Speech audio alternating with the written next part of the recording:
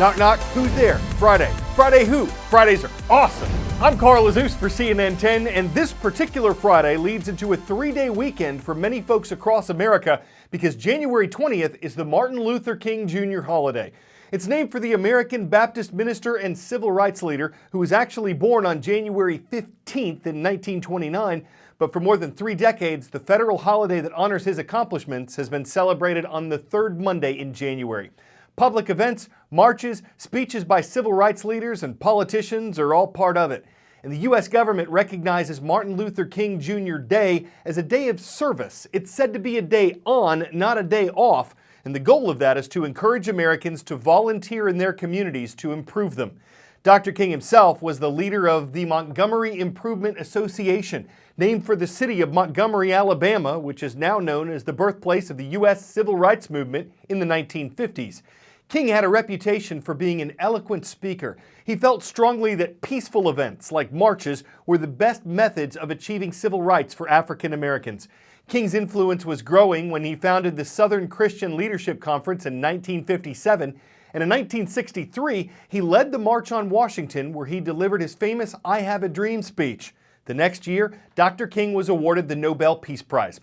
When changes within the civil rights movement and occasional discouragement challenged him in the late 1960s, King found revival through his Christian faith. CNN's Dana Bash filed this report on Dr. King's legacy on the 50th anniversary of his death.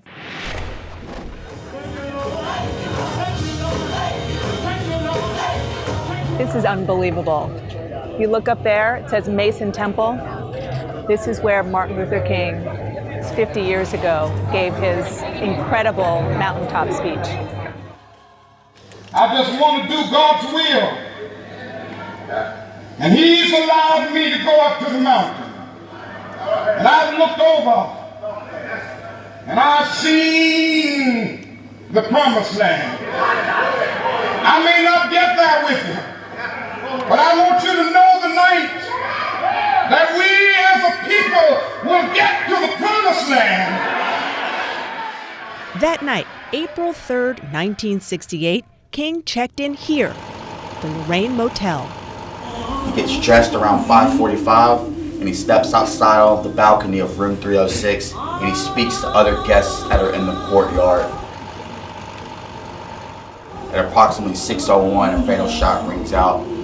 Dr. King lies mortally wounded on the balcony. He's taken from the balcony to St. Joseph's Hospital and he's pronounced dead at 7:05 p.m. Shocked and saddened by the brutal slaying tonight of Dr. Martin Luther King, I ask every citizen to reject the blind violence that has struck Dr. King, who lived by nonviolence. I am tired. I am weak. To me, it's like a returning to something rudimentary and fundamental. I mean, this is where Martin Luther King breathed his last breath.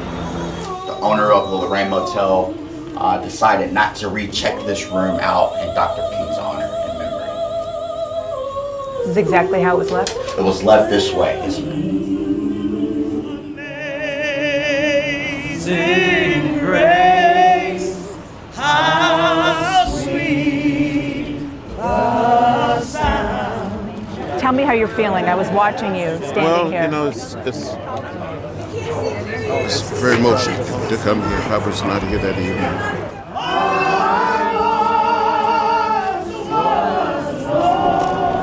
He changed my life. He inspired me to stand up, to speak up, and to never give up. 10-second trivia. Which of these European universities is the oldest? University of Bologna, Cambridge, Oxford, or Salamanca?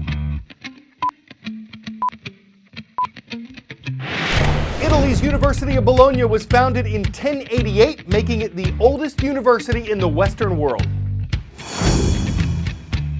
There are a lot of good jobs in the United States that do not require a 4-year college degree. But for decades, studies have indicated that people with college degrees usually earn more than people without them, at least on average. What might surprise you is that it may not matter so much where that degree comes from.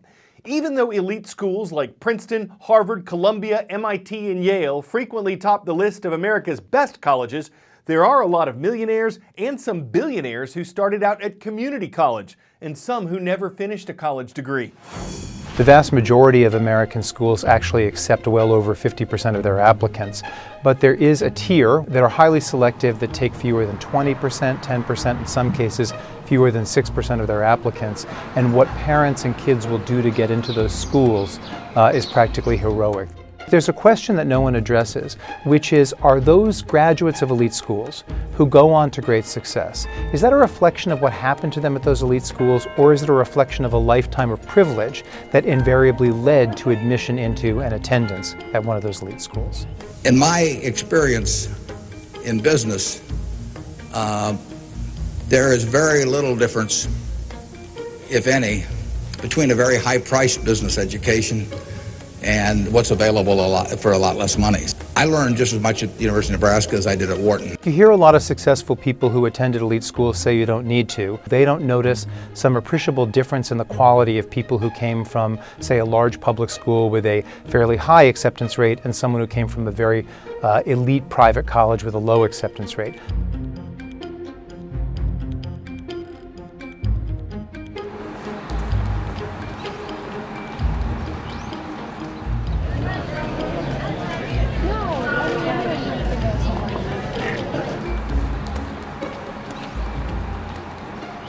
If somebody graduated from a great university, that may be an indication that they will be capable of great things, but it's not necessarily the case. We've turned the college admissions process into this sort of shopping mall where we view certain things as the Neiman Marcus, others as the JCPenney, and God forbid you end up in the Target across the street. But what matters much, much more than where you go to school, and this is, there's no doubt about this, is what you do when you get to that school.